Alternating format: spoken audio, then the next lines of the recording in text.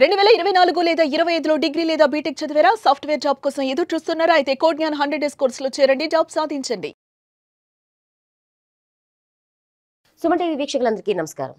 చట్టాల గురించి అవగాహన కల్పించడానికి మనతో ఉన్నారు శ్రీనివాస్ చౌహాన్ గారు.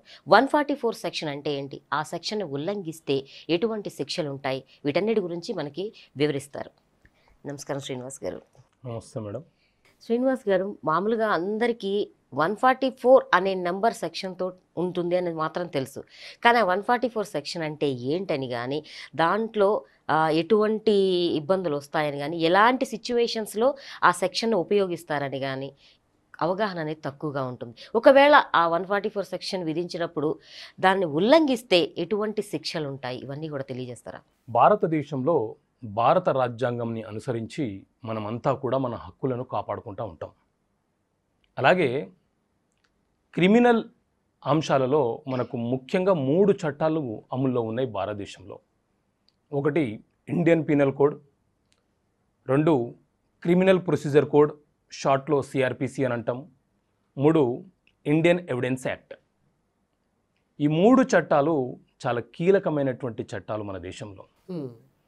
ఇండియన్ పీనల్ కోడ్ ఐపీసీ ప్రకారం ఏంటి అని అంటే, ఏదైనా ఒక నేరం జరిగితే ఆ నేరం అంటే ఏంటి అని వివరణ ఇచ్చి, ఆ నేరం చేసిన వ్యక్తికి ఎలాంటి శిక్ష విధించాలో చెప్పేదే ఐపీసీ, ఇండియన్ పీనల్ కోడ్. అందుకే మనం ఎఫ్ఐఆర్లలో చూస్తుంటాం ఐపీసీ 304, ఐపీసీ 506, 509 ప్రకారం వాళ్ళ మీద ఎఫ్ఐఆర్ నమోదు అయింది అని అలా చెప్తూ ఉంటారు కానండి, నార్మల్ ప్రజలకైతే అది ఏంటి అనేది అర్థం కాదు. ఇలా క్లియర్గా ఎక్స్ప్లెయిన్ చేయడం వల్ల తెలిసే అవకాశం ఉంటుంది. ఇక రెండో చట్టం సిఆర్పిసి, క్రిమినల్ ప్రొసీజర్ కోడ్. ఏదైనా నేరం జరిగింది, ఆ నేరం ఏంటి, ఆ నేరానికి శిక్ష ఏంటి అనేది ఐపీసీ వివరణ ఇస్తే, సిఆర్పిసి ఏం చెప్తుంది అని అంటే, ఆ నేరాన్ని న్యాయస్థానాలు ఎలా విచారణ చేపట్టాలి అని చెప్పేదే సిఆర్పిసి, క్రిమినల్ ప్రొసీజర్ కోడ్ అని అంటాం. ఈ క్రిమినల్ ప్రొసీజర్ కోడ్ ఆధారం చేసుకొని న్యాయస్థానాలన్నీ కూడా ఒక నేరాన్ని విచారణ చేపట్టడం మొదలు పెడతాయి. తర్వాత ఇండియన్ ఎవిడెన్స్ యాక్ట్, ఇది కీలకమైనటువంటి చట్టం, 3వ చట్టం. అంటే ఒక వ్యక్తికి శిక్ష విధించాలంటే ఆ నేరానికి సంబంధించిన ఆధారాలు ఏంటి, ఆ ఆధారాలను కోర్టుకు ఎలా సబ్మిట్ చేయాలి, ఏ ఆధారాలను కోర్టుకు సబ్మిట్ చేయాలో చెప్పేదే ఇండియన్ ఎవిడెన్స్ యాక్ట్. ఈ 3 చట్టాల ద్వారా ఒక నేరం చేసిన వ్యక్తి అతను నేరం చేసినట్లు రుజువైతే కోర్టు అతనికి శిక్ష విధించడం అనేది జరుగుతుంది. ఓకే. అయితే మనకు మీరు అడిగిన ప్రశ్న ఏంటి అంటే 144 సెక్షన్ సిఆర్పిసి. ఈ క్రిమినల్ ప్రొసీజర్ కోడ్ సిఆర్పిసిలో 484 సెక్షన్లు ఉన్నాయి. ఈ 484 సెక్షన్లో మనం మాట్లాడే section 144 section. Okay. CrPC 144 section అని అంటాం. ఈ 144 సెక్షన్ అంటే ఏంటి అని అంటే, ఏదైనా ఒక ప్రాంతంలో అల్లర్లు జరిగే అవకాశం ఉంది, మానవ హక్కులకు ఉల్లంఘన జరిగే అవకాశాలు ఉన్నాయని ప్రభుత్వం భావించినప్పుడు ఎగ్జిక్యూటివ్ మెజిస్ట్రేట్ నుంచి అనుమతి పొంది ఆ ప్రాంతంలో 144 సెక్షన్ విధించడం జరుగుతుంది.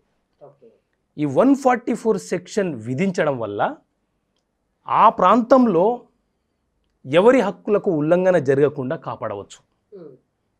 అంటే నలుగురు కంటే ఎక్కువ మంది ఒక ప్రాంతంలో, ఏ ప్రాంతంలో అయితే 144 సెక్షన్ విధించారో ఆ ప్రాంతంలో గుమికూడ ఉండకుండా చేయడం అనేది ఈ సెక్షన్ యొక్క ముఖ్య బాధ్యత. ఓకే. ఈ సెక్షన్ని 2 నుంచి 6 నెలల వరకు, అంటే ఆ ప్రాంతంలో జరిగే సందర్భాన్ని బట్టి 2 నుంచి 6 నెలల వరకు పొడిగించే అవకాశం ఉంటుంది. అంటే 6 మంత్స్ వరకు 144 సెక్షన్లో కూడా ఉండే అవకాశాలు ఉంటాయి. ఉంటుంది. 6 నెలల వరకు పొడిగించవచ్చు 144 సెక్షన్ని. ఒకవేళ ఆ సెక్షన్ని కనుక ఉల్లంఘన చేస్తే 3 సంవత్సరాల వరకు జైలు శిక్ష విధించే అధికారం న్యాయస్థానాలకు ఉంటుంది. 3 సంవత్సరాల వరకు. ఇదొక క్రైమ్. అంటే ఇతరుల యొక్క హక్కులకు ఉల్లంఘన చేయడము, అల్లర్లు సృష్టించే పని చేయడము అనేది నేరం కాబట్టి 3 సంవత్సరాల వరకు జైలు శిక్ష విధించే అధికారం న్యాయస్థానాలకు ఉంటుంది. ఉదాహరణకు ఎలక్షన్లు నిర్వహిస్తున్నప్పుడు 144 సెక్షన్ విధిస్తారు. పరీక్షల నిర్వహణ జరుగుతున్నప్పుడు 144 సెక్షన్ నిర్వహిస్తారు. రాజకీయ నాయకులు ఏదైనా మీటింగ్లు అంటే హంగర్ స్ట్రైక్స్ చేస్తున్నప్పుడు 144 సెక్షన్స్ విధిస్తారు. కర్ఫ్యూ లేకపోతే ఏదైనా ప్రాంతంలో అల్లర్లు జరిగే అవకాశం ఉందని ఇంటెలిజెన్స్ రిపోర్ట్ వచ్చినప్పుడు 144 సెక్షన్ విధిస్తారు. అంటే ఆయా సందర్భాలను బట్టి 144 సెక్షన్ విధించడం జరుగుతుంది. ఆ సెక్షన్ని కనుక ఉల్లంఘిస్తే మాత్రం 3 సంవత్సరాల జైలు శిక్ష అనేది ఉంటుంది. ఏదైనా కూడా ప్రభుత్వాలు ఏదైనా నిర్వహించేటప్పుడు పెద్ద పెద్ద కార్యక్రమాలు అనుకున్నప్పుడు లేదంటే అల్లర్లు జరుగుతాయి అనుకున్నప్పుడు ఈ 144 సెక్షన్ అనేది ఉంటుంది. అంటే గవర్నమెంట్ అనేది ముందుగానే పర్మిషన్ తీసుకోవాలంటే తీసుకుంటుంది. ప్రభుత్వం ముందుగానే ఎగ్జిక్యూటివ్ మెజిస్ట్రేట్ నుంచి అనుమతి పొంది 144 సెక్షన్ విధిస్తుంది. ఆ 144 సెక్షన్ విధించేటప్పుడు కూడా 1-2 సార్లు ఆలోచించి విధిస్తారు. దాన్ని పొడిగించేటప్పుడు కూడా ఒక కలెక్టివ్ డెసిషన్ తీసుకొని పొడిగించాలా వద్దా అనేది కూడా నిర్ణయం తీసుకోవడం అనేది జరుగుతుంది. ఎట్లా అయినా సరే గవర్నమెంట్లకి కోర్టుల నుంచే ముందు పర్మిషన్ తీసుకుంటే తప్ప ఈ 144 సెక్షన్ అనేది ఉండదు, విధించడం కష్టం అవుతుంది. సో ఇప్పటి వరకు మన గవర్నమెంట్స్ అంటే స్టేట్ కావచ్చు సెంట్రల్ కావచ్చు టోటల్గా ఎన్నిసార్లు ఈ 144 సెక్షన్ విధించి ఉండొచ్చండి? ఎన్నిసార్లు అని మనము అక్యురేట్గా చెప్పలేము, కానీ చాలా సందర్భాలలో లెక్కకు మించి సందర్భాలలో అల్లర్లు జరిగే అవకాశం ఉందని ప్రభుత్వం భావించినప్పుడు అక్కడ 144 సెక్షన్ విధించి హింసాత్మక అంశాలను నిరోధించే ప్రయత్నం చేస్తుంటుంది. అంటే శాంతియుతంగా ఉండే ప్రయత్నం చేయించే ప్రయత్నం చేస్తూ ఉంటుంది ప్రభుత్వం. ఇప్పుడు మీరు అన్నారు చట్టాన్ని కనుక ఉల్లంఘిస్తే ఖచ్చితంగా 3 సంవత్సరాల పాటు జైలు శిక్ష ఉంటుంది. అది ఎంతమంది ఉంటే అంతమంది ఎవరికైనా ఎవ్వరు కూడా చట్టానికి అతిథులే. అంటే ఎంతమంది ఉంటే ఆ ప్లేస్ లో ఒకవేళ ఒక 50 మంది 100 మంది ఉంటే వాళ్ళందరికీ అందరికీ శిక్ష విధిస్తారు. 4 కంటే ఎక్కువ మంది ఉండకూడదు. More than 4 members are not eligible. అక్కడికి ఎంట్రీ కావద్దు, అసలు ఎంట్రీ కావద్దు. సపోజ్ ఇప్పుడు గవర్నమెంట్ ఒక సీఎంఏ ఉన్నారు, 144 సెక్షన్ అమల్లో ఉన్న టైంలో ఎమర్జెన్సీకి ఎక్కడికైనా వెళ్లాల్సి వస్తుంది. అలాంటప్పుడు వారు కూడా శిక్షార్హులేనా? శిక్షార్హులు అంటే అనుమతి పొందాలి. ప్రోటోకాల్ సిస్టమ్ ప్రకారము అక్కడ ఏం జరుగుతుంది ఏంది అనేది పోలీస్ డిపార్ట్మెంట్ వారికి సమాచారం అందిస్తూ ఉంటారు. దాని ప్రకారం వేరే రూట్ నుంచి వెళ్ళిపోయే అవకాశం ఉంటుంది. లేదు హెల్త్ ఎమర్జెన్సీ ఏదైనా ఉంటే పోలీస్ డిపార్ట్మెంట్ నుంచి అనుమతి తీసుకొని అటు నుంచి వెళ్ళొచ్చు. అదే ఎందుకంటే హెల్త్ ఎమర్జెన్సీ అనేది అప్పటికప్పుడు చెప్పి రాదు కాబట్టి అట్లాంటి అవకాశం ఉన్నప్పుడు చూస్తారు, అనుమతి తీసుకొని వెళ్ళొచ్చు. శ్రీనివాస్ గారు, మామూలుగా అయితే ఇప్పుడు 144 సెక్షన్లో 4 కంటే ఎక్కువ గుమి కూడకూడదు అని చెప్తున్నారు. మరి అలాంటి టైంలో అంతకు ముందే ఫిక్స్ అయి ఉంటాయి కొన్ని సభలు కావచ్చు, లేదంటే ఫంక్షన్స్ కావచ్చు, మ్యారేజెస్ కావచ్చు, ఇట్లాంటివి. అలాంటప్పుడు ఈ 144 సెక్షన్ అమల్లో ఉందంటే మరి అప్పుడు ఏం చేయాలంటారు? ఈ 144 సెక్షన్ అనేది అల్లర్లను నియంత్రణ చేయడం.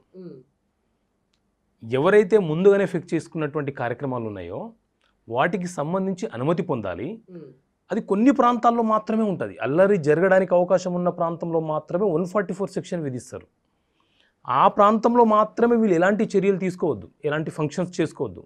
ఒకవేళ అది అత్యవసరం చేసుకోవాలనుకున్నప్పుడు డిపార్ట్మెంట్ నుంచి పర్మిషన్ తీసుకొని చేసుకోవచ్చు. అనుమతి పొందాలి, ఖచ్చితంగా అనుమతి పొందాలి. అదే అండి, ఎందుకంటే అదే ఏరియాలో వీళ్ళకి మ్యారేజ్ ఉండొచ్చు, మళ్ళీ లేదంటే ఇంకేదైనా ఉండొచ్చు, అనుమతి తీసుకోవాలి. ఆ ప్రాంతంలో పోలీస్ డిపార్ట్మెంట్ నుంచి అనుమతి పొంది వారి కార్యక్రమాలు ఏవైతే ఉన్నాయో ఏం జరిగినా మేము బాధ్యత వహిస్తాము, ఎలాంటి అసాంఘిక చర్యలు లేకపోతే హింసాత్మక చర్యలు జరగడానికి అవకాశం లేదు అని చెప్పి వీళ్ళు హామీ ఇచ్చి అనుమతి పొందితే వీళ్ళ కార్యక్రమాలు వాళ్ళు చేసుకోవచ్చు.